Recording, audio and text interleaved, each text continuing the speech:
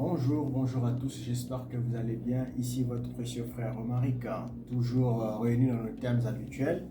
Alors nous avons opté pour cette chaîne qui est le réveil de l'épouse de Christ.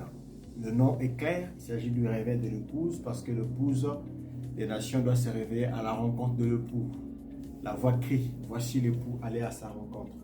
Donc pour ce sujet, nous avons déjà fait la vidéo d'introduction de la chaîne où nous avons présenté le canevas de ce que nous allons aborder comme des grandes thématiques avant d'avoir des débats. Aujourd'hui, nous allons parler un peu sur le plus grand de toutes les révélations, comme dit Frère Branham, la divinité de Jésus-Christ, notre Seigneur. Ça, c'est un sujet que beaucoup de gens ont parlé déjà, les pasteurs, les docteurs, les théologiens, même des musulmans ont fait des débats sur la divinité de Jésus. Donc, les juifs aussi ont eu beaucoup de débats. C'est un débat qui reste ouvert jusqu'à aujourd'hui, ce n'est pas clôturé. Et je ne pense pas que nous allons le clôturer aussi avec une seule vidéo. Nous le ferons peut-être avec 2, 3, 4 émissions. Peut-être partie 1, partie 2, partie 3, partie 4. Mais aujourd'hui, on va montrer le gros canevas de ce que le Seigneur est pour nous, le Seigneur Jésus-Christ. On parlera un peu de la divinité de Christ dans la Bible. Nous allons parler un peu de la Trinité. Nous parlerons aussi d'Élohim, qui est souvent aussi mal compris et mal enseigné souvent. Donc, nous parlerons un peu de ces points-là, un peu qui dérangent. Et nous allons essayer par la grâce de Dieu de prouver que notre Seigneur est bel et bien Dieu et nous n'adorons pas un homme, nous adorons le Seigneur Jésus-Christ. Nous allons prier pour cela. Seigneur, nous voulons parler de l'un des grands sujets de toutes les révélations du monde, comme a dit ton prophète, la divinité de qui est Christ. Seigneur, nous croyons qu'un homme qui peut lire sa Bible par l'intelligence et la connaissance charnelle peut voir que tu es Dieu, car tu as dit avant que Abraham soit, je suis. Tu es avant Abraham, c'est que tu es éternel, tu es Dieu, tu existes avant le temps et le temps est venu après toi. Garde-nous pendant que nous allons toucher ces grands sujets qui n'ont jamais eu de fin, malgré les controverses, malgré les divisions. Nous croyons que par ta grâce, tu vas nous orienter vers ce point qui va bénir un de tes enfants, de tes fils, ne fût-ce qu'une personne qui sera bénie par ce sujet, que cela remplisse son cœur et que toute personne, Seigneur, qui ne comprenait pas ta divinité, en suivant cette vidéo, qu'il soit impacté et qu'il puisse donner sa vie à Christ. Le but est de donner la vie à Christ et de se préparer pour le départ.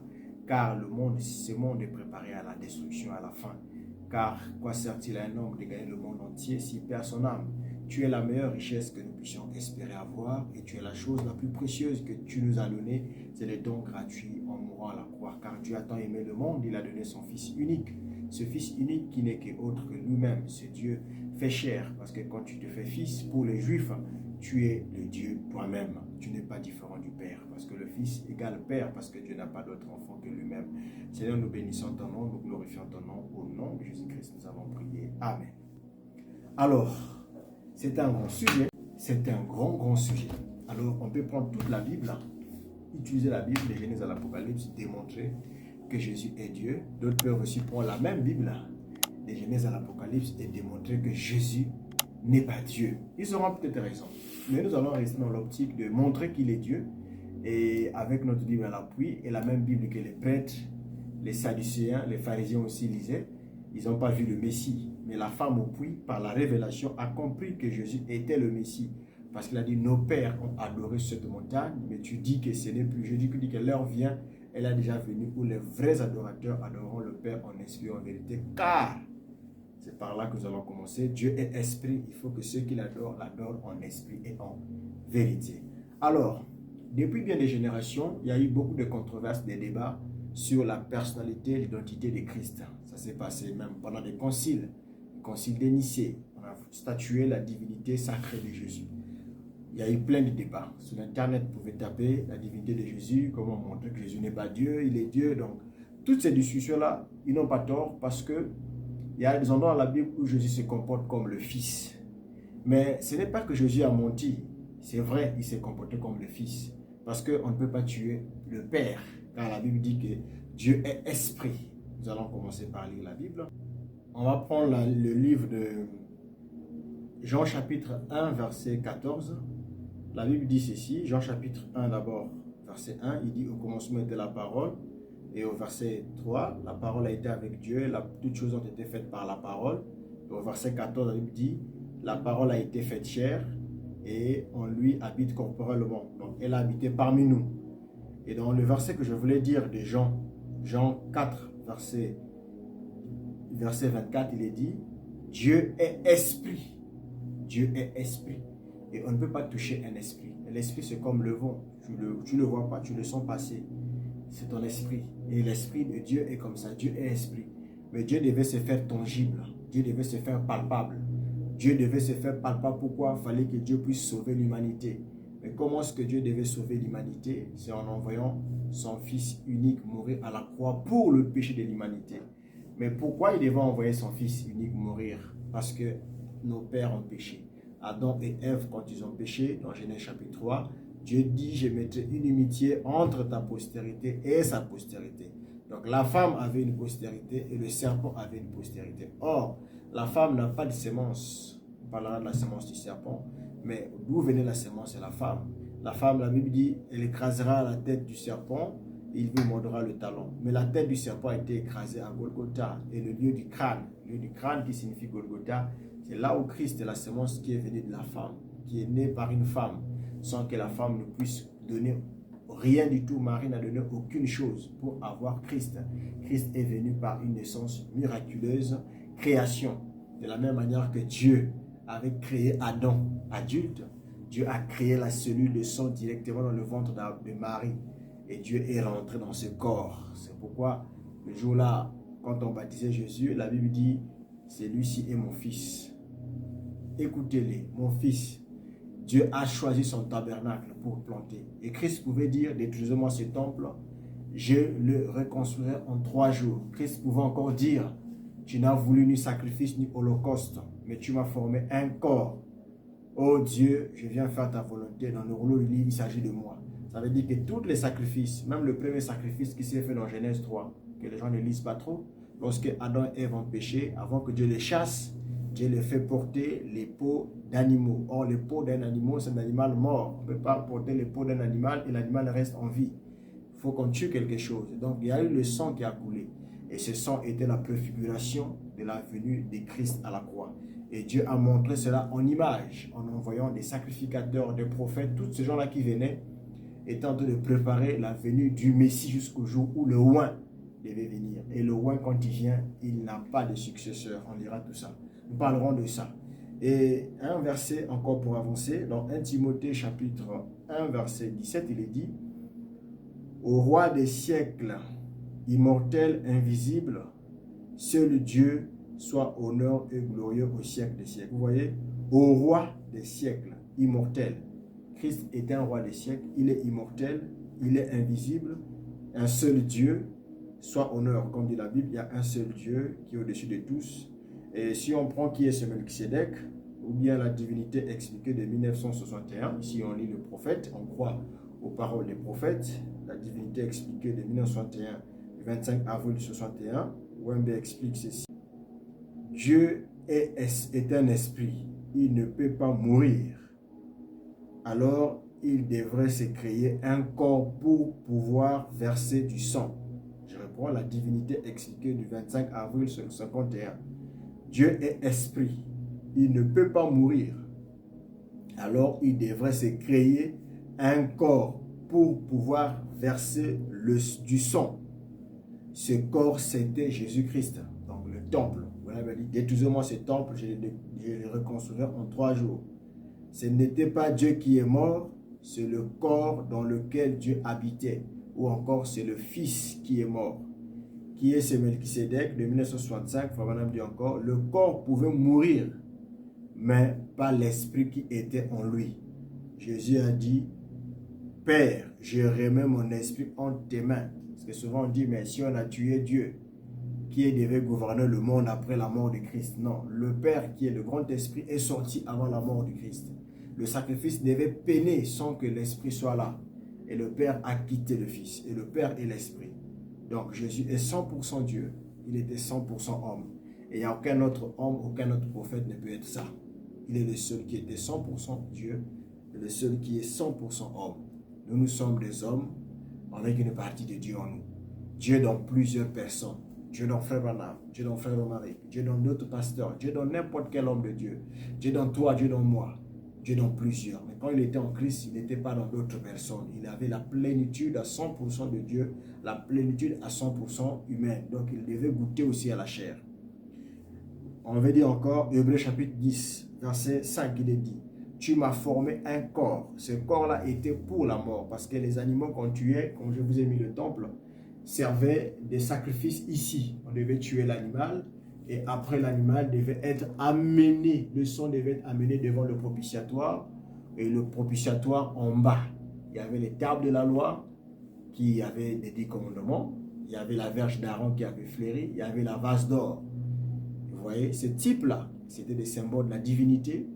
Il y avait la loi, que l'homme n'était pas digne, ne pouvait pas se sauver par la loi, mais la justice de Dieu, qui est le sang, était au-dessus de la loi qui était en bas. D'où on avait besoin d'un sauveur pour l'humanité, parce que nul ne serait justifié par la loi. La loi nous avait tous condamnés. Et nous parlerons de Jésus, nous allons parler de Christ, cette personne du Christ. Alors, d'emblée des jeux, faites la différence entre le corps de Christ qui est mort et l'esprit qui est Dieu. Le corps était divin parce que ça devait être un corps saint, sans péché, sans tache. Pourquoi?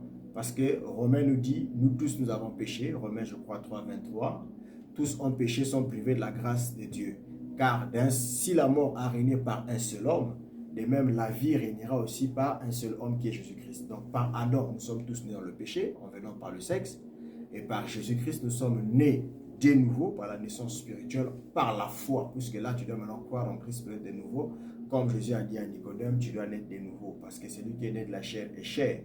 Nous devons naître de l'esprit pour rentrer dans son royaume messianique. C'est pourquoi Christ a dit, mon royaume à moi n'est pas de ce monde, mon royaume est céleste. Son royaume n'était pas de ce monde-là, c'était un royaume spirituel. Alors nous allons commencer ce gros sujet. Divinité de Jésus-Christ. Quand on lit la Bible, au commencement, la Bible nous dit ceci, dans le livre de Genèse. Je vais vous prendre Genèse rapidement, Genèse chapitre 1, à partir du verset 1, la Bible dit ceci. Au commencement, Dieu créa les cieux et la terre. La terre était informe et vide. Il y avait des ténèbres à la surface de l'abîme et l'Esprit de Dieu se mouvait au-dessus des eaux. Tout ça, c'est un caractère spirituel. Dieu dit que la lumière soit et la lumière fut. Dieu dit que la lumière soit, la lumière fut. Cette lumière qui était la première chose de la création, qui était le Logos, qui est encore la colonne de feu, qui est encore le Fils, c'est-à-dire Dieu l'a créé et Dieu est rentré dans le Fils pour construire la création. Et la Bible dit que toute chose a été faite par elle et rien de ce qui n'a été fait sans elle. En elle était la vie et elle a cessé la lumière du monde. Ça parle de Christ. Cette lumière qui était au commencement n'est pas le soleil, c'est Elohim, c'est Dieu lui-même qui est sorti de l'éternité. Les hommes de science disent que c'est le Big Bang qui a créé le monde. Il y a eu une lumière qui s'est éclatée et cette lumière est venue la suite des choses. Les sciences peuvent démontrer que la création est venue par une lumière. Et cette lumière, je l'ai dit, Dieu merci qu'ils ont reconnu que c'est la lumière. Et c'est la lumière que Dieu a prononcée. Cette lumière, c'est le Fils, c'est le Logos, c'est l'Esprit. L'Esprit éternel qui est Dieu, qui est venu dans le temps pour se mouvoir. Et si vous lisez le verset suivant, à partir du verset le 4e jour, Dieu avait créé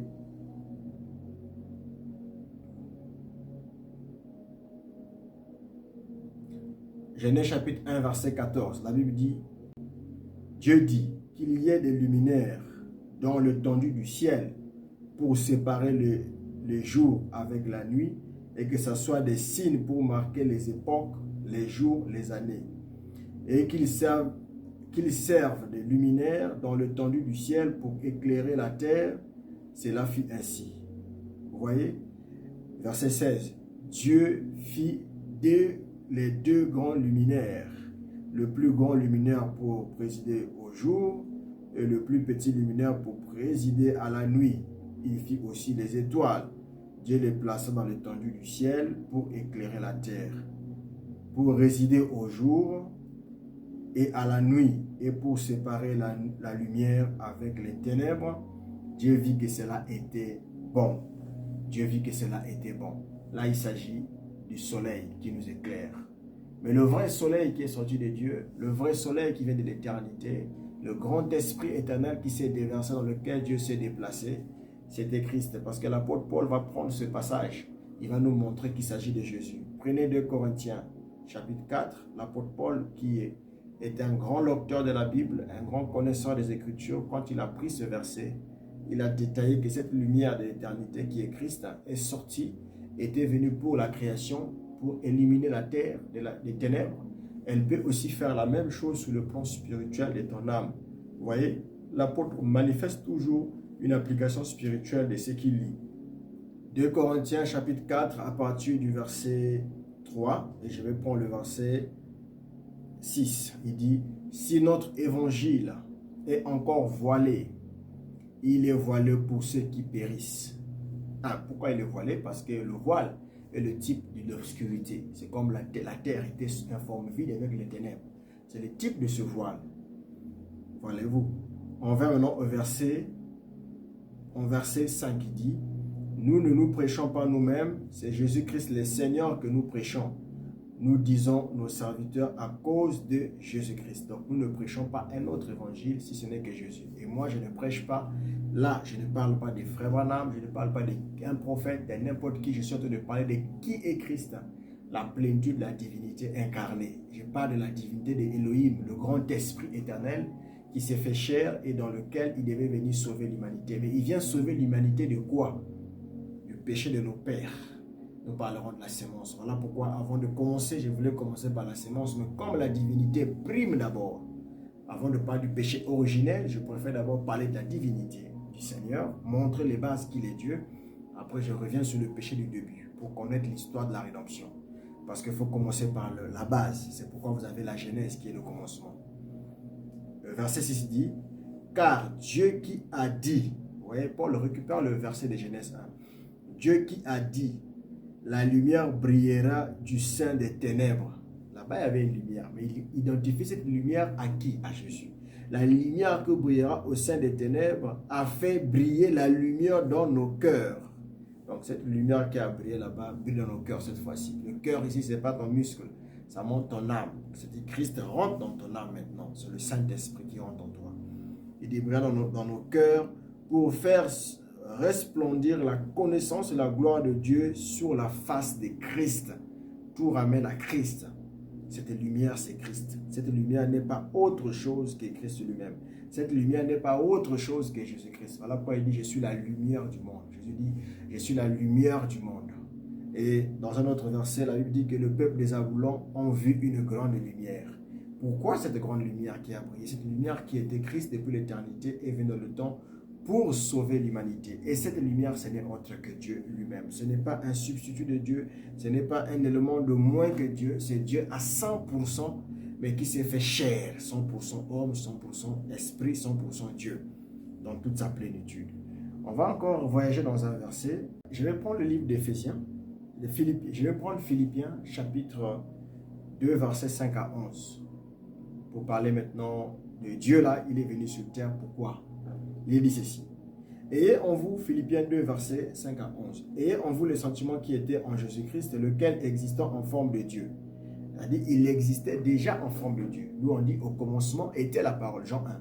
Et la parole était avec Dieu. Et la parole était Dieu. Or, si la parole était Dieu, c'est que la parole là, c'est lui-même Dieu. On ne peut pas avoir la parole avec Dieu. Donc, c'est comme si on a deux dieux. Non. La parole est unique. Et il n'y a qu'un Dieu, seul Dieu, qui est créateur de cieux et de la terre. Son nom, c'est le Seigneur Jésus-Christ, si vous voulez démontrer. On continue la suite. Il dit, lequel existant en forme de Dieu n'a pas regardé comme une proie à arracher d'être égal avec Dieu. Donc, il était égal avec Dieu. Mais s'est dépouillé lui-même en prenant une forme de serviteur, en devenant semblable aux hommes. Il s'est dépouillé lui-même. Ça veut dire que ce n'était pas de forcing. Il acceptait de venir mourir librement. Il s'est donné lui-même à la croix. Vous savez, quand on dit Abraham, lorsque Dieu l'avait demandé de sacrifier son fils, je vais mettre une pause ici, Abraham était prêt à tuer son fils et Dieu lui a dit, je vois maintenant que tu m'aimes. Regarde, il y a un bélier qui est là-bas, prends le bélier et tue-le. Abraham, notre père, lorsqu'il a voulu sacrifier Isaac, Dieu lui a dit, ne tue pas Isaac. Je comprends maintenant que tu me crains Dieu et tu m'aimes. Tu n'as pas refusé ton unique fils. Si vous remarquez bien le mot unique fils, Abraham n'avait pas que Isaac comme unique fils. Abraham avait Ismaël. Mais Dieu parle de l'unique fils en rapport avec Isaac, les 5 lettres de Jésus. Parce que Jésus n'est pas le seul fils de Dieu. Nous sommes les enfants de Dieu. Mais Dieu dit que c'est lui qui est mon fils unique. Pourquoi il appelle Jésus unique fils et il appelle aussi Isaac unique fils? Parce que Isaac était le type de Jésus. Et comme Isaac était le type de Jésus, Abraham voulant tuer Isaac et que Dieu ne voulant pas prendre des sangs des humains, même les boucs des animaux étaient des symboles, qu'est-ce que Dieu fait? Il donne un bélier. Or, un bélier est un animal très têtu. Il ne peut pas se laisser comme ça. Mais ce jour-là, le bélier s'est laissé. C'est là où j'ai mis la pause sur le livre d'Éphésiens. Il s'est dépouillé lui-même en prenant la forme de serviteur. Ça veut dire qu'il s'est laissé faire. Jésus est le seul bélier qui s'est laissé faire. Il était un bélier quand il était prêt à mourir. Lorsqu'on a voulu attraper Jésus, on lui a dit, nous voulons attraper Jésus. Il est où? Il dit, je suis là, prenez-moi. Livre des gens, lisez la Bible. Ils étaient tombés pendant qu'il parlait. Il dit, vous avez vu, je suis là. 3 fois ils sont tombés. Après il a dit, laissez maintenant partir ceux-là. Mes disciples, laissez-les partir, vous pouvez maintenant me prendre. Donc Jésus se laissait faire. Personne ne pouvait l'arrêter. Chaque fois qu'on a voulu arrêter Jésus dans le temple, vous avez vu, il pouvait passer devant la foule. Vous voyez Jean 8, vous allez voir, on voulait le lapider, mais il est passé devant eux, ils étaient tous hypnotisés comme par miracle. Personne n'a pu jeter une pierre sur Jésus. Parce que qui peut l'arrêter? Qui peut le fermer? Il est Dieu. Quelqu'un qui pouvait rentrer dans la maison, tout est fermé, il sort. N'ayez pas peur, c'est moi, regardez mes mains. Le Seigneur était tellement puissant que même lorsque Pilate l'a vu, Pilate a dit, voici l'homme. Qu'est-ce que signifie voici l'homme? Rappelez-vous de ce que la Bible dit. Voici l'homme. Mais l'homme de quoi? L'homme, on reconnaît un homme dans la douleur, comment est-ce qu'il réagit? Or, Christ, même dans la douleur, il avait la forme d'un roi, d'un prince. C'est ça, comme l'histoire de Frère Branham, quand il parle d'un enfant, d'un ancien roi qui était esclave. Il travaillait tout dans la joie parce qu'il savait que de là où il venait, il était un prince. Et connaissance de son identité faisait qu'il soit content et heureux. Ainsi, Christ, connaissant sa valeur et connaissant sa mission, n'a jamais tremblé devant Pilate. C'est pourquoi quand il a dit à Pilate, tu n'as aucun pouvoir sur moi, quand Pilate a dit, ne sais-tu pas que je peux te libérer, te faire? Il a dit, non, tu n'as aucun pouvoir sur moi, cela t'a pas donné au ciel, parce que cette heure-là est à toi. Vous voyez, Christ, on ne peut pas l'arrêter. On a essayé de l'arrêter, il a dit, je suis là, ils ont tous tombé, tous au sol. Donc c'est comme si le soldat devenait le civil et lui devenait le soldat pour les arrêter. Jusqu'à ce qu'ils ont fatigué de tomber, il leur a dit, bon, je me laisse faire, c'est le bélier. Et c'est le bélier que je vais lire. Puisque dans la Bible, quand vous lisez votre Bible, l'Ancien Testament n'est pas une histoire de géographie. C'est l'image de ce que sera le Nouveau Testament. Ce sont des types, ce sont des symboles, ce sont des figures que Dieu montrait. Comment est-ce qu'il va traiter avec l'Église? Même le tabernacle, c'est le corps. Là, tu vois ton corps extérieur, ton âme, ton esprit. Tout est là. Ça parle du corps, ton esprit, ton âme. La foi, la chair, l'esprit et l'âme. Le temple. Vous voyez? C'est spirituel que Dieu le montre. Et Dieu le montrait par des symboles. Je vais prendre l'histoire du bélier. Je suis dans Genèse chapitre 12, versets 12 à 13. Il est dit ceci. L'ange dit, ne mets pas ta main sur l'enfant, ne lui fais rien. Car je sais maintenant que tu crains Dieu, puisque tu ne m'as pas refusé ton unique, ton fils unique. Dieu insiste sur le mot unique. Je vous ai dit qu'Abraham n'avait pas l'unique fils. Il y avait Ismaël qui était aussi son fils. Mais pour le cas de la promesse divine, qui avait un rapport avec la promesse d'Abraham et Isaac et Sarah, c'était lui l'unique enfant qu'ils ont eu. Et donc, il était le type fils, unique du fils par rapport à la racine promise. Et ces deux femmes sont deux alliances. Je n'ai pas parlé de ça aujourd'hui, on parlera de ces deux femmes-là peut-être un jour. Verset 13. Abraham leva les yeux et vit derrière lui un bélier. Cherchez sur l'internet le mot bélier. Est-ce qu'un bélier peut être accroché seul? Il s'est laissé faire. Et Christ était notre bélier. Il dit ceci, un bélier retenu dans un buisson par les cornes. Un petit morceau de bois là a bloqué les cornes d'un bélier. Quelque chose qui peut sortir et partir, mais il s'est laissé. Il n'était pas agressif, il n'était pas brutal, il n'était pas turbulent. Un bélier s'est laissé. Et Christ s'est laissé faire. Christ s'est dépouillé lui-même. Il s'est donné lui-même à la mort. On ne l'a pas tué par la force. Il s'est donné. Et il dit, un bélier retenu par les cornes, Abraham alla prendre le bélier. On n'a pas dit qu'il est parti se battre pour le trouver. Il a juste pris et l'offrit en holocauste à la place de son fils. À la place d'eux. Quand Dieu précise à la place d'eux, ça veut dire qu'en fait, c'est Isaac qui était mort. Mais comme Dieu ne veut pas avoir la mort des êtres humains, Il a mis à la place, on a mis un bélier. C'est pourquoi à ta place, à toi, Jésus devait mourir à la croix. Il faut d'abord savoir pourquoi il est mort à la croix. Parce que tu es né dans le péché, constant de l'iniquité. Et tu ne peux pas être sauvé par tes mérites. Peu importe ce que tu vas faire comme bonne vie, tu seras toujours coupable aux yeux de Dieu. Il te verra toujours sale et souillé. Tu peux faire tous tes efforts de ne pas voler, ne pas tricher. Tout cela, c'est ce qu'on appelle les conséquences simplement, mais le vrai péché d'incrédulité. Tant que tu n'as pas reçu le don gratuit qui est par la mort d'un sang authentique, tu seras toujours pécheur. C'est pourquoi de Genèse jusqu'à Jésus viennent, personne ne pouvait sauver. Jésus a dit, personne n'est monté au ciel, si ce n'est que celui qui est descendu, le Fils de l'homme, qui est maintenant. Il montre même son omniprésence. Il est sur la terre, mais il dit même, il est maintenant au ciel. Étant sur terre, Christ, l'omniprésence de Dieu. Donc, ce bélier qui s'est donné lui-même, c'est bel et bien Jésus-Christ. Il s'est donné lui-même à la croix. Pourquoi il s'est donné lui-même à la croix? Pour le pardon des péchés. Et je continue à lire Philippiens 2, 5. Je passe au verset 7. Il s'est dépouillé lui-même en prenant la forme d'un serviteur. Il a pris la forme d'un serviteur. Pourquoi il devait prendre la forme d'un serviteur? Il devait venir comme étant un souverain sacrificateur. Car un souverain sacrificateur est un homme qui exerce dans le temple. C'est pourquoi je vais tomber après ce verset sur un autre verset qui parle du temple. Jésus était un souverain sacrificateur. Un sacrificateur, celui qui fait le service. Il a pris la forme d'un serviteur de Dieu. Alors qu'il ne l'était pas. Si on dit j'ai pris la forme d'un esclave, c'est que je ne suis pas esclave. Si on dit j'ai pris la forme d'un soulard, c'est que je ne suis pas soulard, mais je l'ai pris pour un temps, pour un but, pour accomplir quelque chose. Je change de forme pour ce temple. Donc il a changé de rôle, il a changé de masque. Il est devenu serviteur. Avant, il n'était donc pas serviteur. Il est Dieu, il est devenu serviteur. En devenant forme de serviteur, en devenant semblable aux hommes, il est devenu comme l'un de nous, semblable aux hommes. C'est-à-dire, il est né comme les hommes, sauf l'acte sexuel, bien sûr.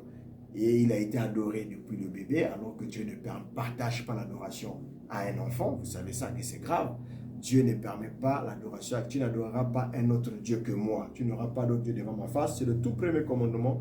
Mais si cela a été violé par la naissance de Jésus, ça veut dire que Dieu a commis une première faute de sa propre loi. Or, Dieu n'est pas venu pour abolir la loi, mais pour l'accomplir. Et Jésus a dit, je ne suis pas venu abolir ni accomplir. Et Jésus, de son vivant, n'a jamais refusé une adoration sur lui parce qu'il savait qu'il était Dieu et qu'il acceptait cela. Il a dit, vous m'appelez votre Seigneur et votre Maître. Vous dites vrai, car je le suis. Il reconnaît ça. Vous dites vrai, vous ne dites pas faux. Et quand on a dit, es-tu le Messie? Il a dit, je le suis. Et qui est le Messie? Par rapport à la promesse divine, le Messie devait venir de quoi? La Bible dit, le oint sera retranché et il n'aura pas de successeur. Le oint sera retranché. Et ce oint, c'est le Seigneur Jésus-Christ lui-même. On continue encore le verset 8, il dit, il s'est humilié lui-même. Il dit, je continue, en devenant semblable aux hommes et ayant paru comme un simple homme. Il a paru comme un simple homme, c'est qu'il n'était pas un simple homme. Quand on dit comme, c'est une comparaison. Comme un simple homme, verset 8, il s'est humilié lui-même, se rendant obéissant jusqu'à la mort, même jusqu'à la mort à la croix. Vous voyez, l'obéissance qu'il a fait, c'est l'obéissance qu'a fait le bélier, que je vous ai lu à peine. C'est lui, il s'est obéi lui-même jusqu'à la mort à la croix. Verset 9, c'est pourquoi aussi Dieu l'a souverainement élevé, lui a donné le nom qui est au-dessus de tous les noms. En d'autres termes, le nom de Jésus-Christ est même au-dessus du nom. S'il y avait un autre nom de Dieu quelque part, il était au-dessus de ce nom-là, qui est au-dessus de tous les autres noms, afin qu'au nom de Jésus, tout genou fléchisse dans les cieux, c'est-à-dire là où il y a des anges. On n'a pas dit dans le ciel, sauf Dieu. Donc si au ciel, il y a un autre Dieu en dehors de Jésus, lui aussi doit mettre à genoux devant le nom de Jésus. Dans les cieux, sur la terre, c'est-à-dire sur la terre, tous les prophètes, commencés par Moïse, Abraham, Isaac, jusqu'à Frère Branham, nous tous, sur la terre, sous la terre, ceux qui sont morts, et sous la terre, tous genoux fléchissent au ciel et sous la terre, et que toute langue confesse que Jésus-Christ est Seigneur à la gloire de Dieu le Père. Seigneur à la gloire. On n'a pas dit pour la gloire de Dieu le Père, non. Seigneur à la gloire. Donc, il est Seigneur avec cette gloire de Dieu le Père. C'est-à-dire, il est Seigneur étant Dieu le Père.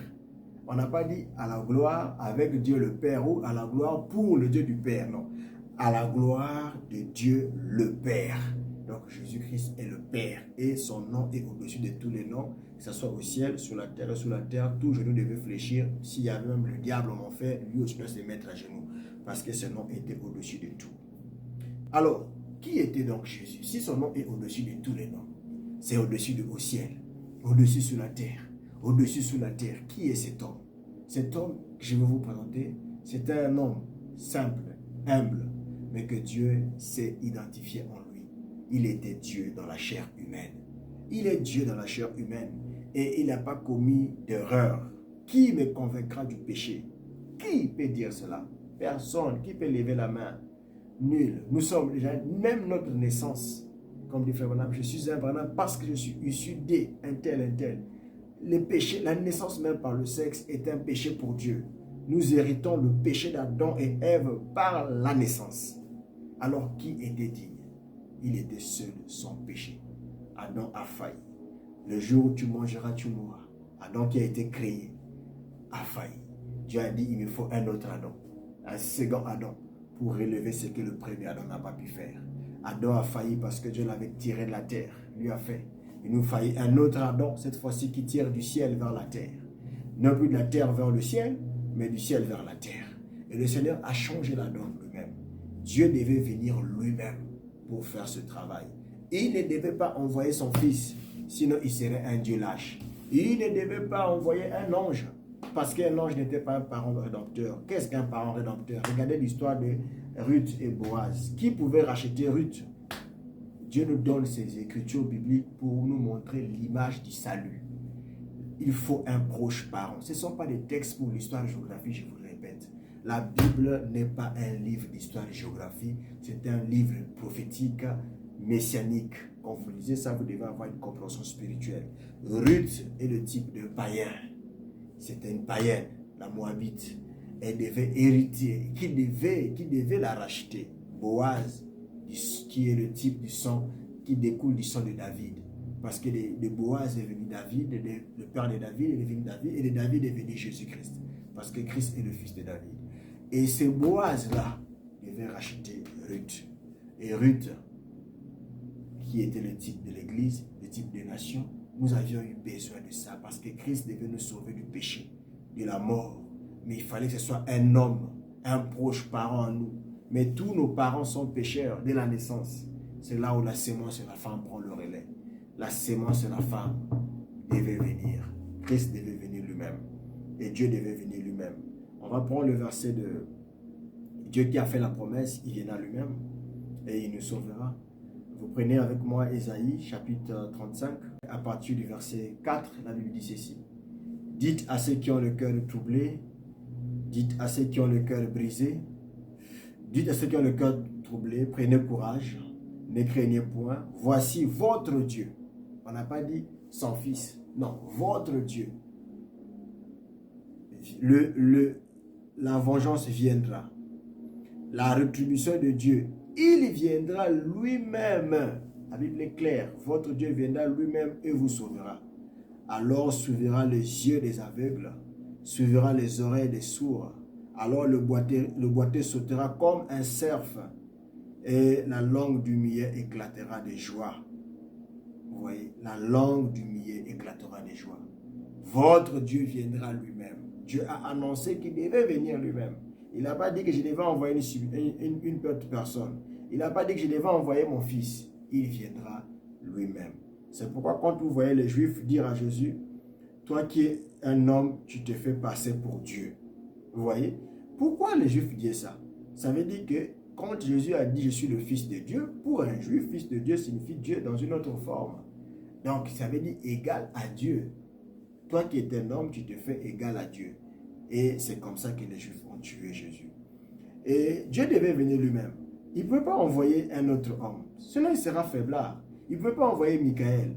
C'est pourquoi lorsque Dieu a vu que la fournaise ardente avait été tournée jusqu'à 7 fois, le chiffre que Dieu aime.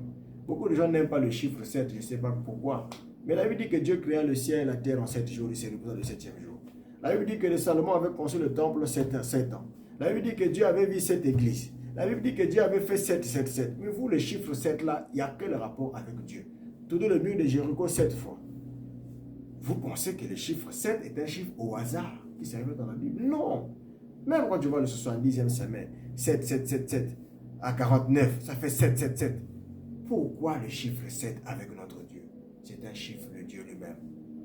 Et il dit il viendra lui-même pour sauver l'humanité. Et avant qu'il sauve l'humanité, il a identifié d'abord les signes. Voici le boiteux va voir. Voici l'aveugle verra. Voici le sourd va parler. Le sourd va entendre. Le muet parlera, ainsi de suite. Ça, c'est une promesse qui montre que c'est Dieu lui-même qui viendra. Dieu lui-même, pas un autre, pas une deuxième personne de la Trinité qui viendra. Pas où le Fils de Dieu, mais Dieu est resté au ciel. Pas où il a envoyé le Saint-Esprit, non. Dieu lui-même, votre Dieu viendra lui-même et vous sauvera. Donc le sauveur qui vient mourir ici, c'est Dieu lui-même. Et qu'est-ce qu'on a dit la prophétie?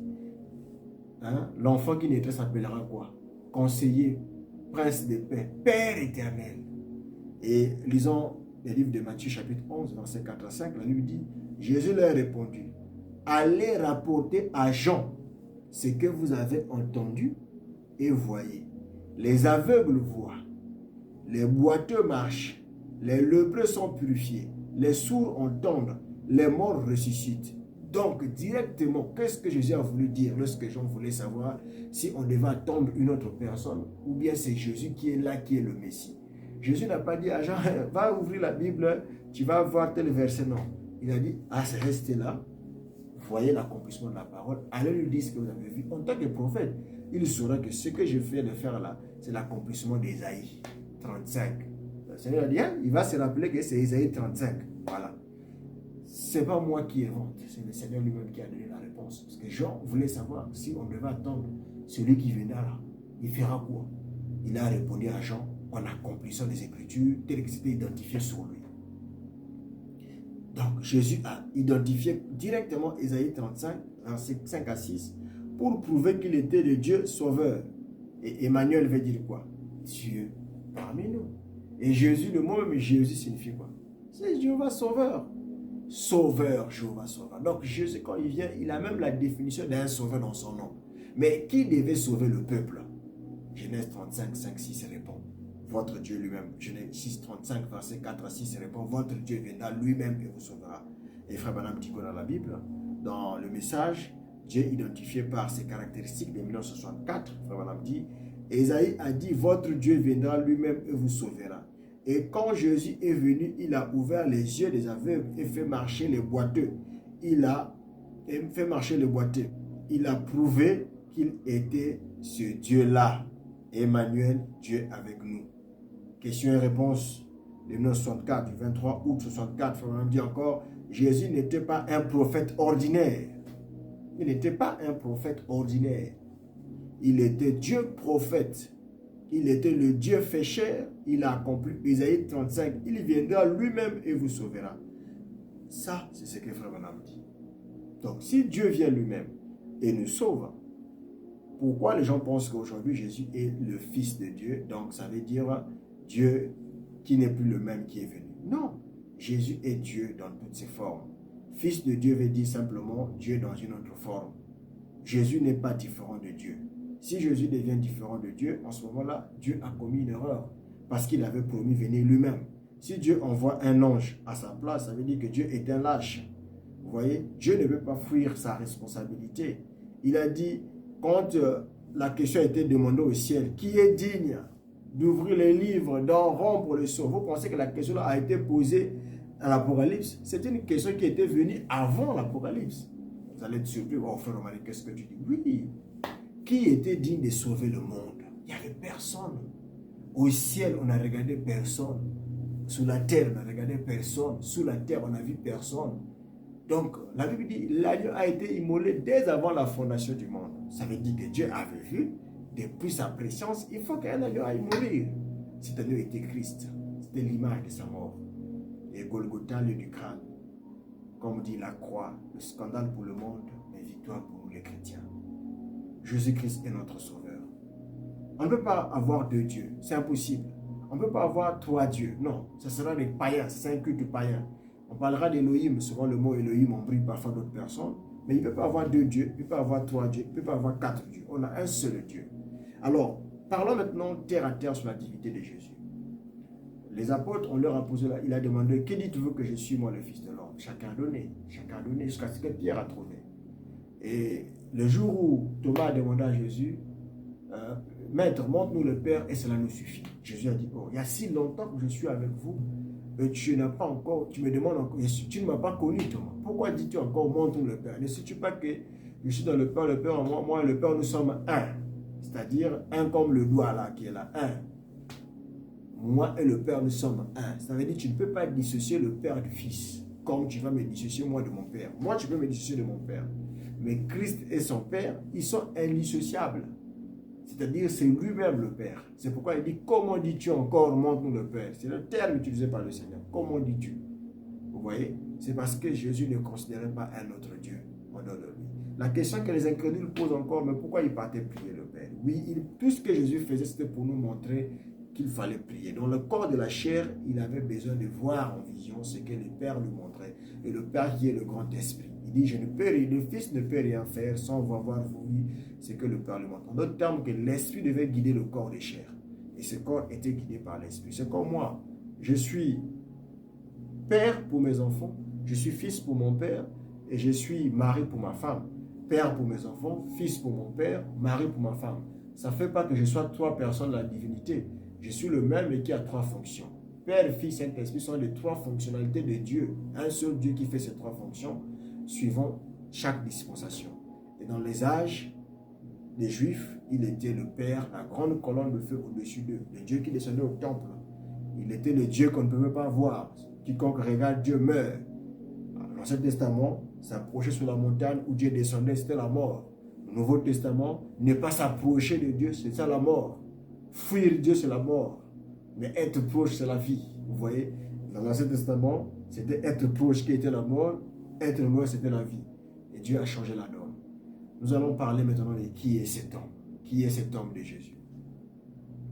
Alors, je vous disais que Jésus est plus que tout. Jésus, dans le livre de Matthieu chapitre 12, à partir du verset 6, 8, 15, 18, 21, 23, 39, 42. Je vais lire ça un peu en désordre comme ça. Je vais parler de qui est Christ, pour vous montrer qu'il est au-dessus de tout. Comme nous avons compris déjà qu'il est ce Dieu qui devait venir, lui-même, pas un ange, pas un fils, pas un esprit, un autre que lui-même. Et il ne pouvait pas mourir en tant qu'esprit, il devait se faire chair. Et il a fait son corps créé sans que Marie ne contribue rien. Un miracle créé depuis la sémence jusqu'à ce que l'enfant a grandi et les gens ont adoré ce bébé-là saint. Le saint enfant qui naîtra. On appelle déjà saint enfant qui naîtra. Maintenant, on vient au verset, Matthieu 12, verset 6, ici. Or, je vous le dis, il y a ici quelque chose de plus grand que le temple. Je vous l'ai dit, il y a ici quelque chose de plus grand que le temple. Quelle est la chose qui est le plus grand que le temple? Le temple là, que les prêtres battent et faire. C'est Jésus-Christ. Parce qu'il a dit, détruisez-moi ce temple. En d'autres termes, que le temple n'a pas de valeur. Je le construirai en 3 jours. Qui est plus que le temple? C'est Jésus-Christ. Mais qui siège au niveau de ce temple-là? Les prêtres. Qui sont les prêtres? Les sacrificateurs. Mais Jésus était plus qu'un sacrificateur. Je vous ai lu au début qu'il s'est dépouillé lui-même pour devenir comme un serviteur. Mais un serviteur de Dieu, c'est un sacrificateur dans ce testament. Donc Christ est le souverain sacrificateur qui est rentré non pas avec les sangs de boucs et de taureaux, mais avec son propre sang, comme dit Hébreu. Et il est rentré une seule fois pour toutes pour ôter le péché de l'humanité et il a fini avec. Là, le verset s'accomplit. Dieu a tant aimé le monde, il a donné son Fils afin que quiconque croit, non pas en Romaric, non pas à Frère Madame, non pas à qui, mais en Jésus, ait la vie éternelle. Donc la vie éternelle résume sur la foi en qui est le Fils de Dieu qui est Dieu lui-même. Donc, il y a ici quelque chose de plus grand que le temple. Jésus est plus que le temple. Verset 8. Car le Fils de l'homme est maître du sabbat. Or, le sabbat, Dieu avait dit, vous allez honorer le sabbat parce que c'est le jour du Seigneur. Mais il dit qu'il est plus que le sabbat. En d'autres termes, c'est moi qui ai donné le sabbat, donc le sabbat doit être sous moi. Vous voyez un peu? Le sabbat doit être sous moi. Jésus, verset 15. Jésus, l'ayant su, s'éloigna de ce lieu, une grande foule le suivit, il guérit les malades, pour accomplir toujours Isaïe 35, il guérit les malades, et ils les recommandèrent de ne pas faire connaître afin que s'accomplisse ce qui avait été annoncé par Ésaïe, le prophète. Remarquez que Jésus voulait toujours accomplir les prophéties. Ésaïe le prophète. Qu'est-ce qu'Ésaïe le prophète dit? Voici mon serviteur que j'ai choisi. Ah! Donc Dieu a choisi cet homme comme étant un serviteur. Regarde, ça ne diminue pas l'homme de Dieu lui-même. Je vous parle de serviteur comme a dit Philippiens 2. Ne vous embrouillez pas. Philippiens 2, 8 dit, il a pris la forme d'un serviteur, devenant semblable aux hommes, paru comme un simple homme. Donc quand on parle de mon serviteur, comprenez qu'il a quitté le trône de prince ou de roi. Il est devenu un simple citoyen pour faire le service. C'est comme un militaire qui est devenu un civil. Donc Dieu a laissé, il s'est dépouillé lui-même. Donc tout ça est décrit dans Philippiens 2 à partir du verset 4 jusqu'en bas. Voici mon serviteur que j'ai choisi, mon bien-aimé, en qui mon âme a pris plaisir. Je mettrai mon esprit sur lui. Donc Dieu dit qu'il va mettre son esprit sur cet homme-là. C'est qui? C'est Jésus. Je mettrai mon esprit sur lui. Et il annoncera la justice aux nations. Donc les nations, c'est tout le monde. Hein? Il n'y a pas qu'Israël. Aux nations. Et les nations espéreront en son nom. Au nom de qui? Au nom de cet homme-là. Les nations espéreront en nom. C'est comme je dis, tout ce que vous demanderez en mon nom, au Père, je le ferai. Qui le fera? Je. Je mis pour qui? Pour Jésus. Tout ce que vous demanderez en priant en mon nom, je le ferai. Il n'a pas dit tout ce que vous demanderez en priant au nom de quelqu'un d'autre. Non, en mon nom, je le ferai. Alors qu'il sait que lorsqu'on prie, on ne peut pas adorer un autre Dieu en dehors du Père, sinon ça sera l'idolâtrie. Mais lui, il dit tout ce que vous demanderez en priant en mon nom, je, qui est Jésus, le ferai. Et il dit ici que toutes les nations espéraient en son nom. C'est vrai, ça confirme la prophétie d'Ésaïe. Donc même toi, si tu pries au nom de Jésus-Christ, tu auras le salut. Le salut en Jésus, en son nom. Alors on lui amena un démoniaque aveugle et muet. Il guérit de sorte que le muet parlait et voyait. Toute la foule étonnée disait, n'est-ce pas le fils de David? Et oui, c'est le fils de David de la promesse. David a dit, le Seigneur a dit à mon Seigneur. Voilà, c'est une faute grave. Hein? Le Seigneur a dit à mon Seigneur. Alors qui est le Seigneur de l'autre? Le Seigneur a dit à mon Seigneur. C'est une tautologie là. C'est ça le fils de David, qui est Jésus-Christ. Fils de David, il a répondu, une génération méchante, adultère, demande un miracle. Là, c'est quand les pharisiens lui ont demandé, Jésus fait un miracle. Je suis au verset 39. Il a dit, une génération méchante, adultère, demande un miracle. Il ne leur sera donné d'autre miracle que celui du prophète Jonas. Comme les pharisiens voulaient un miracle, malgré les miracles que Jésus a déjà fait, ils sont venus pour les piéger. Il leur a dit, votre miracle à vous sera le miracle du prophète Jonas. Or, quel était le miracle du prophète Jonas? Il a fait 3 jours dans le ventre du poisson. Après, il était sorti vivant. C'est la mort, l'ensevelissement, la résurrection de Jésus-Christ. Je vous ai bien dit que quand vous lisez votre Bible, ce n'est pas un journal. Tout ce qui se faisait dans l'Ancien Testament était préfiguration de quelque chose. Et Jonas, en rotant le ventre de baleine, ou baleine comme on l'appelle le gros poisson, je ne sais pas si c'est la baleine, peu importe le nom de du poisson qu'il avait avalé, le gros poisson, a fait 3 jours là-bas, 3 nuits, était le type de le Christ dans le séjour des morts quand il est mort. Et c'est le miracle que le Seigneur lui-même, qui avait envoyé Jonas, avait fait ce miracle-là pour préfigurer la résurrection de Jésus-Christ à la croix, à la mort, à la tombe et à la croix. De la croix, la tombe et la résurrection. C'est ça la différence avec notre Dieu que nous adorons et les autres dieux. D'autres qui adorent même le prophète aujourd'hui.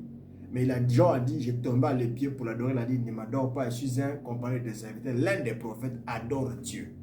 On parlera de l'adoration un jour. Qui il faut adorer? On n'adore pas n'importe quoi. Vous devez adorer celui qui est adorable. Et l'adorable, le louable, l'élévable, le glorifiable, c'est le Seigneur Jésus-Christ. À lui seul la gloire. On ne peut pas partager sa gloire. Dieu est l'idolâtrie. Dieu est l'idolâtrie. Dieu est l'idolâtrie. Écoutez la suite. Il ne leur sera donné que le miracle du prophète Jonas. Car de même que Jonas fit 3 jours et 3 nuits dans le ventre d'un gros poisson, on n'a pas donné le nom, de même le Fils de l'homme fera 3 jours, 3 nuits dans le sein de la terre. Les gens de Ninive s'élèveront au jour du jugement avec cette génération et la condamnera parce qu'ils se repentirent à la prédication de Jonas. écoutez la suite que je voulais prendre. Et voici, il y a ici plus que Jonas. Qui est Jonas? Et d'abord dit, il y a ici plus que le temple. Qui siège au temple? Les prêtres. Jésus est plus que les sacrificateurs. Il y a ici plus que le temple, le sabbat. Qui est le maître du sabbat? C'est Dieu qui a dit, tu vas respecter le sabbat qui est le jour. Tu sanctifieras le jour du sabbat pour le Seigneur ton Dieu. Mais ici, il y a quelqu'un qui est plus que le sabbat. Qui est donc le plus que le sabbat? Ce n'est que le maître du sabbat lui-même, Jésus. Et là, il vient leur dire qu'il y a ici plus que Jonas. Qui est Jonas? La réponse, le prophète Jonas, comme la Bible l'appelle. Le prophète Jonas. Si Jonas était prophète, et que Jésus est plus que le prophète Jonas, ça veut dire que Jésus est aussi plus qu'un prophète. Il n'est pas un prophète comme Frère Branham. Il n'est pas un prophète comme Moïse. Il n'est pas un prophète comme tous les prophètes que vous connaissez, Samuel et tout. Jésus n'est pas à cette hauteur. Il a dit, il y a ici plus que Jonas. Au-delà de Jonas, au-delà d'un prophète ordinaire. Donc, s'il est plus qu'un prophète, c'est qu'il est Dieu lui-même. Il n'y a pas d'autres explications. C'est pourquoi quand vous mettez Frère Branham à la même place que Jésus, adorez-le. Si vous aimez Frère Branham plus que Jésus, adorez-le. Si vous aimez quelqu'un plus que Dieu, adorez-le. Il ne reste plus rien parce que tout ce que tu places, Frère Branham dit, au-delà de Dieu, en dehors de Christ, devient ton idole. Adorez-le. En tout cas, Frère Branham vous a dit adorer. Et il dit, il y a ici plus que Jonas. Et qui était Jonas? Je vous ai dit, le prophète. Et la reine du Midi s'élèvera au jour du jugement avec cette génération et la condamnera parce qu'elle vit les extrémités de la terre pour entendre la sagesse de Salomon. Je suis au verset 42. La reine du Midi qui s'est levée pour venir entendre la sagesse de Salomon. Et il ajoute, et voici, il y a ici plus que Salomon. Qui était Salomon? Un roi. Jésus est plus que le roi Salomon. Il est plus que le temple, il est plus que le sabbat, il est plus que le prophète Jonas, il est plus que Salomon qui est le roi. Donc il est le roi des rois, il est plus que les prophètes, il est plus que tout ça, il est au-delà de ça. Il y a ici plus que Salomon. Et la Bible dit ceci dans le livre de 2 Chroniques, chapitre 9, versets 22 à 23. 2 Chroniques 9, 22 à 23, il dit, le roi Salomon fut plus grand que tous les rois de la terre par la richesse et par la sagesse. Et tous les rois de la terre cherchaient à voir Salomon pour entendre la sagesse que Dieu avait mis dans son cœur. Mais ici, on vous dit, il y a plus que lui. Et donc, Jésus n'est pas n'importe qui. Vouloir ramener cela à un ange, c'est se moquer de Dieu. Jésus n'a jamais refusé qu'on l'adore. Jésus ne peut être comparé à un prophète comme Frère Branham. Jésus ne peut être comparé à un prophète comme Moïse. Jésus ne peut pas être comparé à un prophète comme les gens parlent de Mahomet, c'est pas c'est des prophètes. Jésus n'est pas comparable à un prophète comme on parle comme Malachi, comme Daniel, comme Habakkuk. Non, non, Jésus n'est pas comparable à ces gens-là. Il est au-delà, il a dit lui-même, il y a ici plus que. Il est le roi des rois. C'est pourquoi Pilate, un païen, par révélation, a écrit, à la croix de Jésus, il a écrit en 3 langues, en hébreu, Yud, Yé, Vé. Yud, celui-ci, roi des Juifs. Jésus-Christ, roi des Juifs. Les Juifs ont dit, non, non, non, non, non, non. N'écris pas Jésus-Christ, roi des Juifs, écrit, il dit qu'il est le roi. Non, il a déjà écrit. Il voulait enlever la crucifix, Yud, Yahvé. Yahvé dans le nom de roi des Juifs. Il a écrit en 3 langues, montrant la Trinité en un seul Dieu. En grec, en latin et en hébreu. Le Dieu du ciel. Le Dieu du ciel. Le Dieu du ciel est un Dieu puissant. Il s'est fait chair pour sauver l'humanité du chaos. Sans le sang de Jésus-Christ, mon frère, tu es perdu.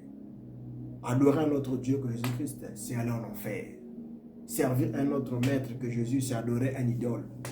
En dehors de lui, il n'y a pas d'autre salut. Le salut ne viendra que de Jésus-Christ. C'est pourquoi il dit lui-même dans le livre de Jean, chapitre 8, verset 56 à 53, il dit « Abraham, votre père, tressaillit de joie de ce qu'il verrait mon jour. Il a vu et il s'est réjoui. » Verset 57, Jean 8, 57, les Juifs lui disent, tu n'as pas encore 50 ans et tu dis, et tu as vu Abraham. Jésus leur dit, en vérité, je vous le dis, avant qu'Abraham fût, je suis. Le Dieu d'Exode a parlé. Le Dieu d'Exode a parlé. Je suis de Exode, chapitre 3, verset 14. Je suis celui qui suis. Et là, il s'est identifié à ces versets. Va leur dire le Dieu d'Abraham qui s'appelle Jésus m'a envoyé.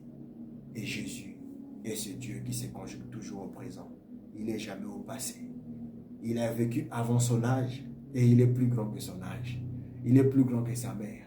Il est plus grand que Marie. Un enfant qui est plus grand que Marie. Vous voyez un peu? Et c'est magnifique, très magnifique. Et frère madame dit dans le temps de la fin de 1956, frère madame dit, il était l'ange de l'Éternel qui apparut à Abraham. C'est pourquoi Jésus a pu dire avant qu'Abraham fût, je suis. Dans notre brochure de Dieu dévoilé devant nous, de 1964, frère madame dit, Jésus-Christ était la colonne de feu qui conduisait les enfants d'Israël. Cette colonne de feu était Jésus-Christ. Et c'est important de comprendre ces choses.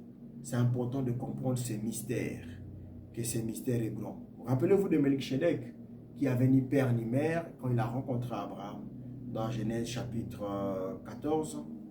Remarquez le sacrifice d'Abraham avec Isaac, Genèse 22. Dieu a apparu à Abraham plusieurs fois. Dieu lui a montré la venue de Christ, sa mort à la croix, en lui montrant l'image du bélier qui a remplacé les pécheurs juifs qui boudaient devant Jésus. C'est pourquoi lorsque les Juifs sont venus voir Jésus en lui disant, Maître, dans Jean 8, nous avons attrapé cette femme en flagrant de lit, faisant adultère, toi qu'est-ce que tu dis? Moïse nous a dit de t'appeler telle femme. Jésus l'écrivait au sol pour leur dire, moi qui ai donné la loi à Moïse, vous voulez m'enseigner encore ma propre loi. Ah, vous les enfants là, vous blaguez avec Dieu. C'est moi qui ai donné la loi à Moïse et vous voulez m'apprendre ma propre loi. Le Seigneur leur a donné une leçon des choses qui est restée pour toujours, indéniable. Personne n'avait pu répondre à l'équation. Vous voyez, c'est lui l'auteur de la Bible. C'est pourquoi Jésus ne pouvait jamais être coincé par aucun théologien. Les Juifs connaissaient très bien la Bible à tel point qu'ils avaient mémorisé toute la Bible parce qu'ils se disaient que si un jour les ennemis brûlaient le temple, ils pouvaient réécrire la Bible sans avoir de papier parce qu'ils avaient ça en la tête. Mais quand ils ont rencontré Jésus, ils ont rencontré un titan dans les Écritures. Titan qui les a fait tourner. Et Dieu est merveilleux. Alors, nous allons lire maintenant les Écritures pour parachever et tomber sur notre grand Seigneur. On va lire beaucoup de versets maintenant pour tomber sur la divinité de Christ. Vous savez que c'est un grand sujet, que je ne pourrais pas finir en un seul sujet. Je pourrais faire d'autres vidéos dessus, mais je vous parle de ce Jésus-là, qui est Dieu, qui a quitté son trône pour venir sur terre, afin de te sauver, moi et toi et moi, de nous racheter de nos péchés, parce que nous étions coupables de péché. Tous sans péché sont privés de la grâce de Dieu. Il a fallu que quelqu'un soit digne pour venir.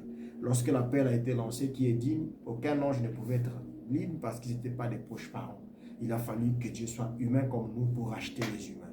Et pourquoi Dieu devait venir? Parce que Dieu avait dit à Adam, le jour où tu mangeras, tu mourras. Et quand Dieu a prononcé sa sentence, le diable veille à ce que Dieu accomplisse sa parole. Le diable dit, Seigneur, tu avais dit, si mange, il doit mourir. Dieu lui présente le sacrifice est là. Voilà, le sacrifice est là.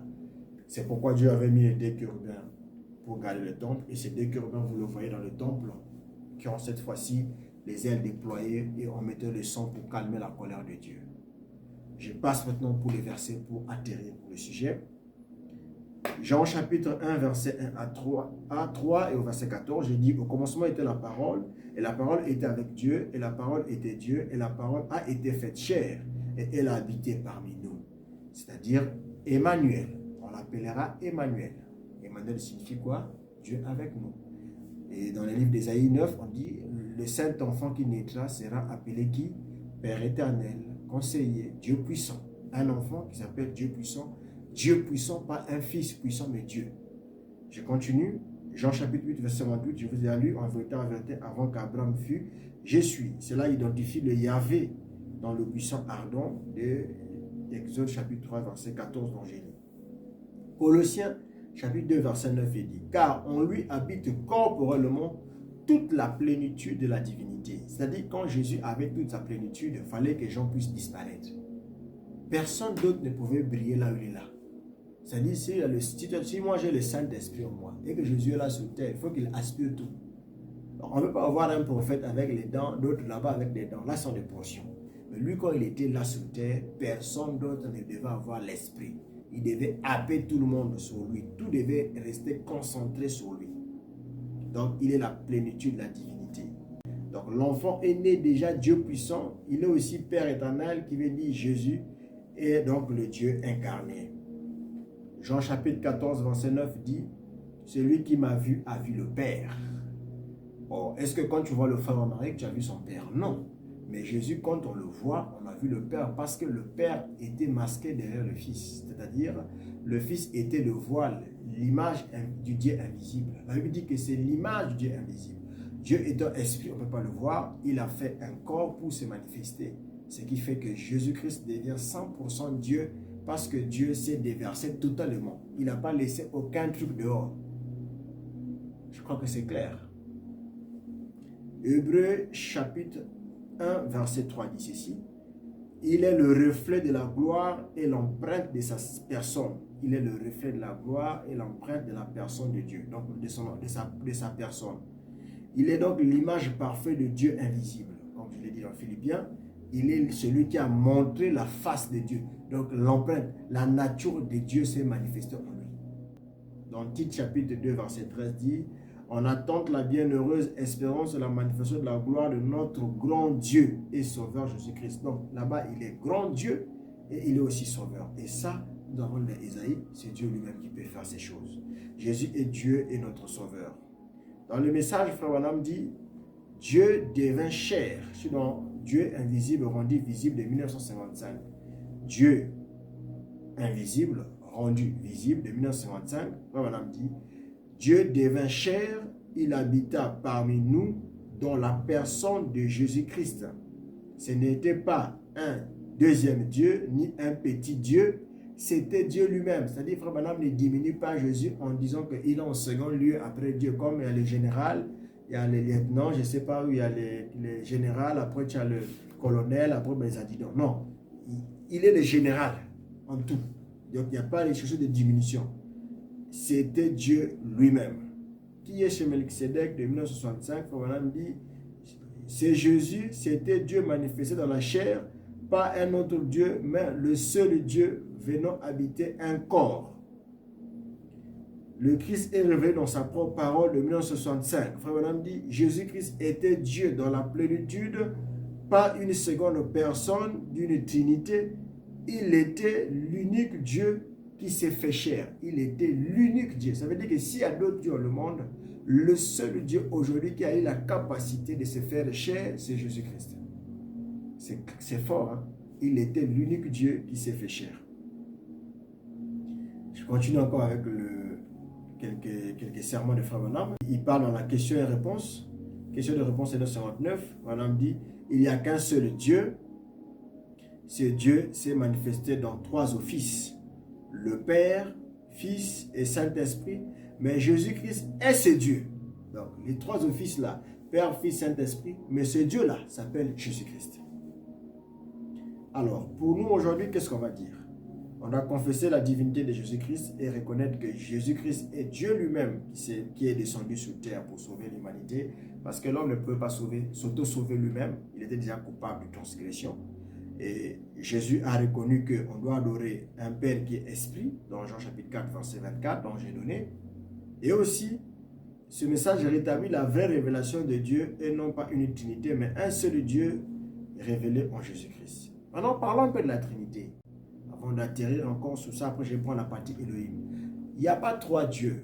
Je dis qu'il y a un seul Dieu, mais qui a exercé 3 fonctionnalités. C'est pourquoi quand vous lisez Matthieu chapitre 28, verset 19, le verset fétiche de beaucoup des églises, allez faire de toutes les nations les disciples, les baptisant au nom, au singulier, du Père, du Fils et du Saint-Esprit. Beaucoup de gens pensent qu'au nom devait avoir S. Non, c'est parce qu'au nom du Père, du Fils et du Saint-Esprit, le Père et le Saint-Esprit ne sont pas les noms, sont les fonctions.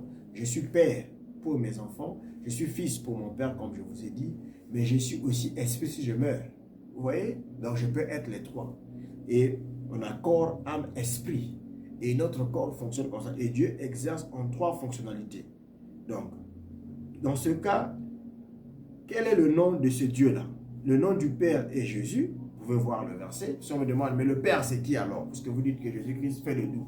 Mais comment il dit encore le Père? Oui, le Père c'est qui? C'est Jésus. Jean chapitre 5, verset 43. Je suis venu au nom de mon Père. Jean 5, 43. Je suis venu au nom de mon Père. Un enfant vient au monde au nom de son Père. Et Jésus est venu au nom donné par l'ange. On l'appellera Jésus. Ce nom a été donné sur le nom du Père. Le Fils a un nom. Et son nom, c'est Jésus aussi. Matthieu chapitre 1, verset 21, tu lui donneras le nom de Jésus. Vous voyez? Donc le Fils aussi porte un nom. Mais ce nom du Fils, c'est qui? C'est Jésus, le Fils de Dieu. Je continue encore. Le Saint-Esprit porte le nom, le même nom. Donc même quand on descend au Saint-Esprit, il doit porter aussi le même nom. C'est quoi le nom? Toujours Jésus. Il est dit ceci dans le Saint-Esprit.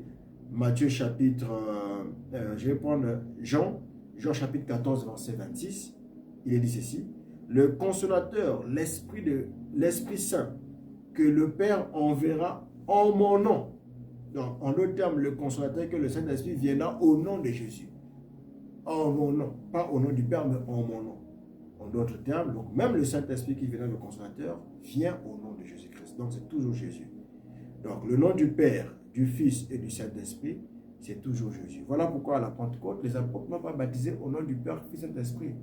Ils ont baptisé au nom du Seigneur Jésus-Christ. Montrant que ce nom a été révélé. Dieu a fait Seigneur et Christ. C'est Jésus que vous avez crucifié. Donc, Dieu a fait Seigneur, qui veut dire Père. Un Seigneur, c'est celui qui est au-dessus. Et Christ veut dire le Oint, qui est le Saint-Esprit. Ce Jésus, qui est Jésus, ce Fils. Vous avez le Père et le Fils et le Saint-Esprit. Dieu a fait Seigneur et Christ, c'est Jésus que vous avez crucifié. Voilà votre Père, Fils et Saint-Esprit. C'est par là que nous avons baptisé les gens dans la Bible. Et c'est par ça que les apôtres ont baptisé. Donc, comment les apôtres ont obéi donc à Matthieu chapitre 28, verset 19? Répondez-vous que chacun de vous soit baptisé au nom du Seigneur Jésus-Christ. Actes chapitre 8, verset 16. Ils avaient seulement été baptisés au nom du Seigneur Jésus-Christ. Acte 10, verset 48. Il ordonna qu'ils soient baptisés au nom du Seigneur Jésus. Acte 19, verset 5. Ils furent baptisés au nom du Seigneur Jésus. Vous voyez, cela montre que les apôtres ont parfaitement compris et appliqué Matthieu 28, verset 19, en baptisant au nom au singulier, c'est-à-dire le nom qui a été révélé. Parce que le nom a été caché pendant tous les âges, mais révélé à la fin des temps, c'est-à-dire la fin des temps des Juifs.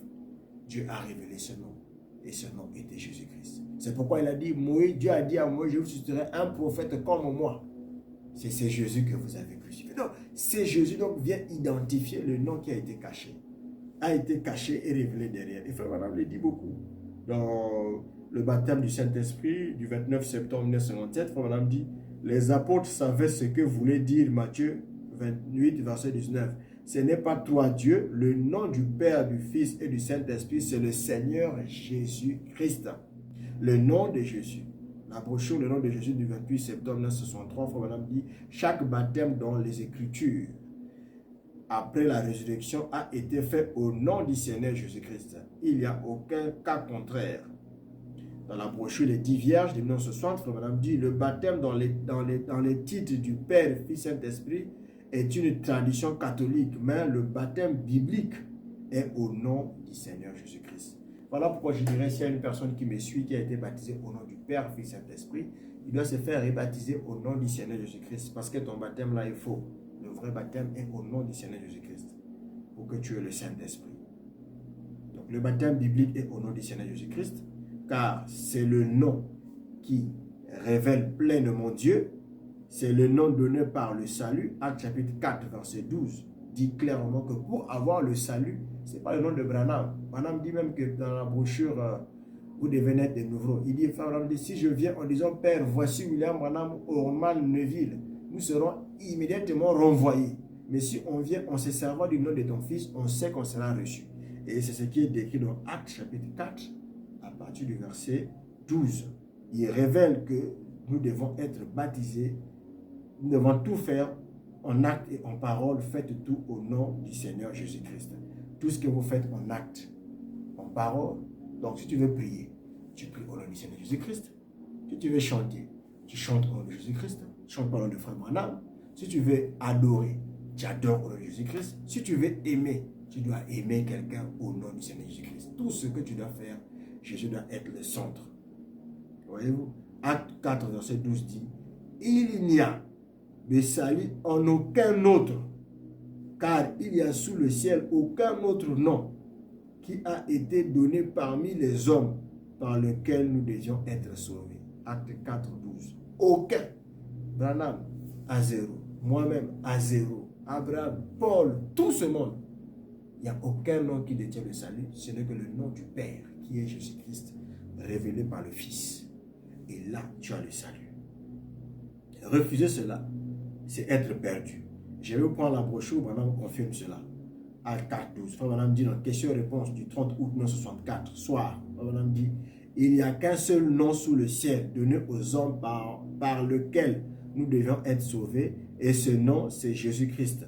Ce n'est pas Père, Fils, Saint-Esprit, ce sont des titres. Le nom, c'est Jésus.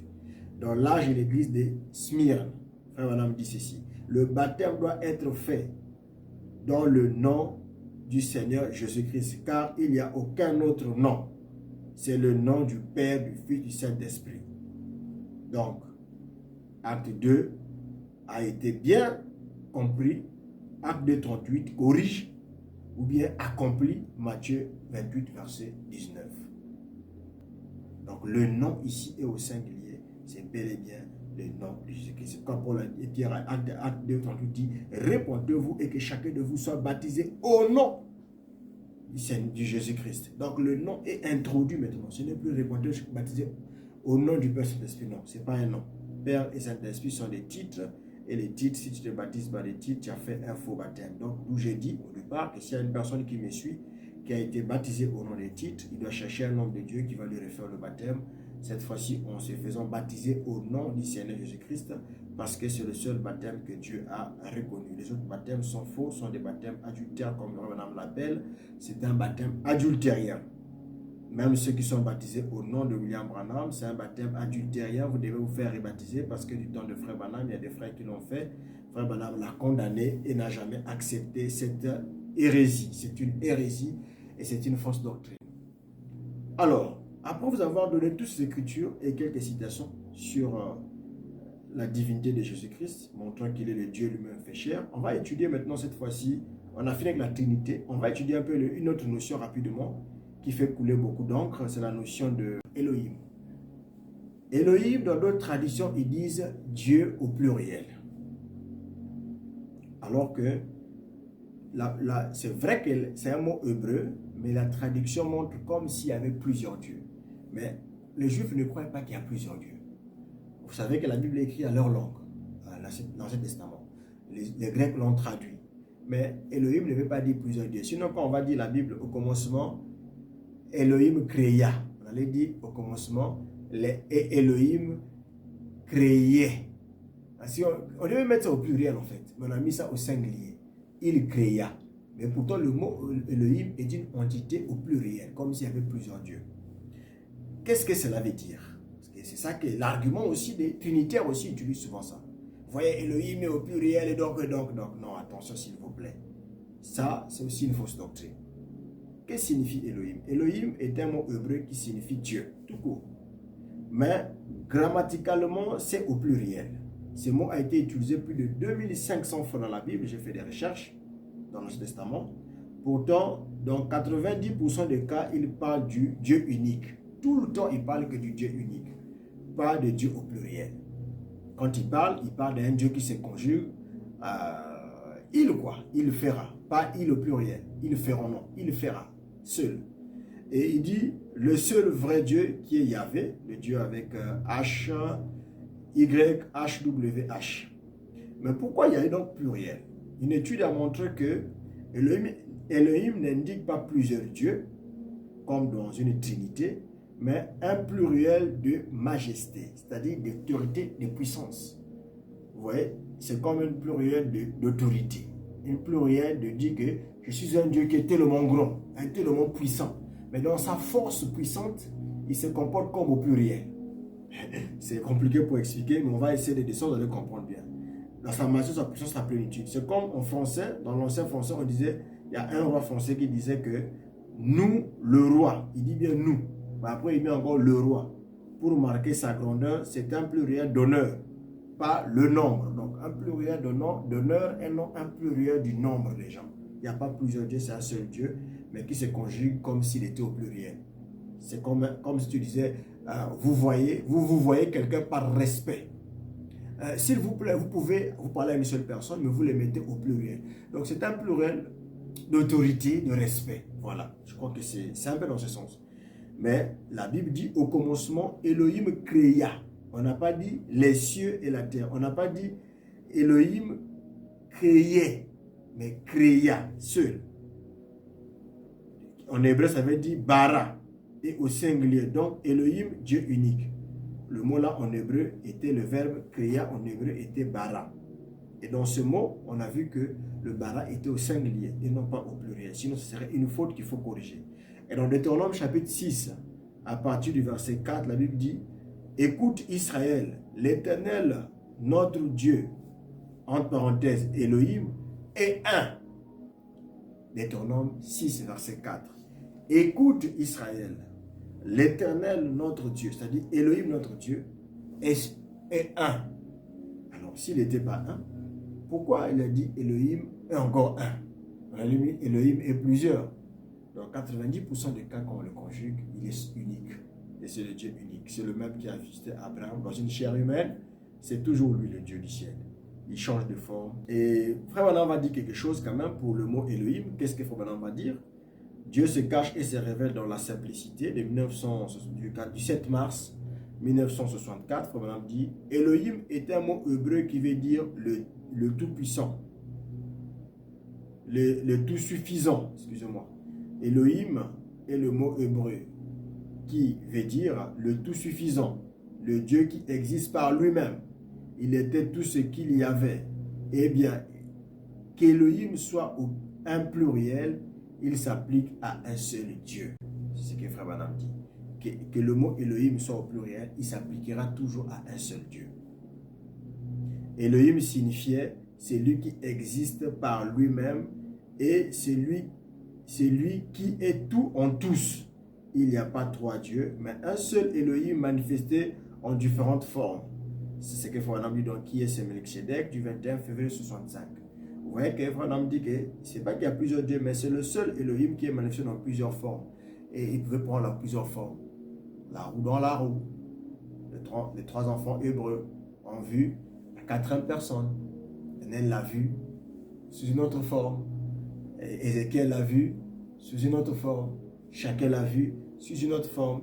David l'a vu sous une autre forme. Jérémie l'a vu sous une autre forme. Donc, toutes ces formes d'Elohim qui s'est manifestées au travers des âges, au travers des prophètes, au travers des messagers, c'est ça sa pluralité dans les formes et non pas dans le fond. Donc, il est Dieu unique, mais qui s'est manifesté sous plusieurs formes jusqu'à ce qu'il est venu s'est révélé de façon authentique et finale en Jésus-Christ, celui qui a absorbé tout en tout. Et Jésus-Christ est la conclusion de tout.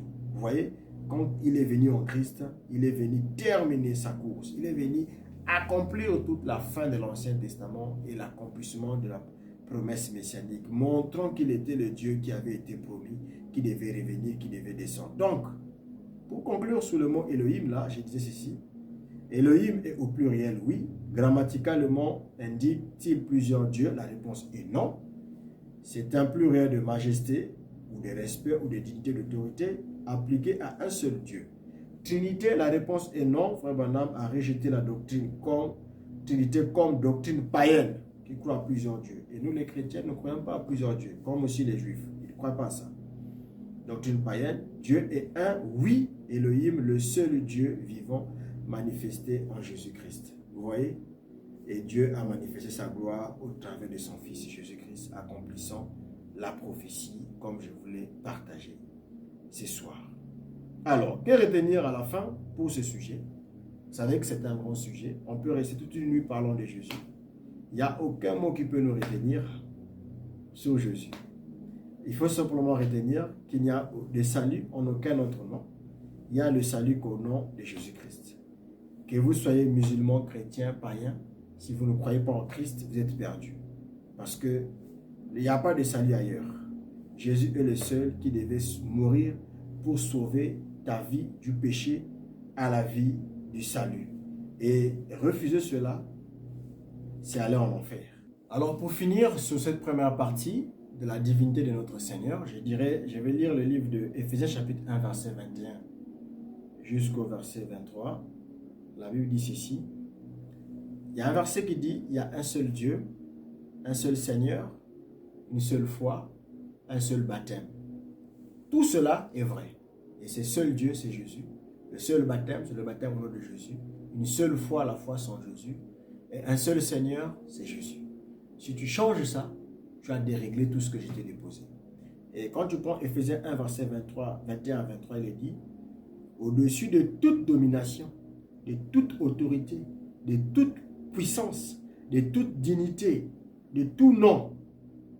Or, donc même autorité, même dignité, même puissance, même le nom, qui peut se nommer non seulement dans le siècle présent, mais encore dans le siècle à venir. Donc même Frère Branham, avant qu'il est né, quand on disait ce verset-là, il est inclus dans l'avenir. Comme a dit Paul, Pierre, la promesse est pour vous et pour vos enfants et pour ceux qui sont au loin, en est si grand nombre. Donc nous qui sommes au loin là, c'est ce qui concerne le siècle à venir.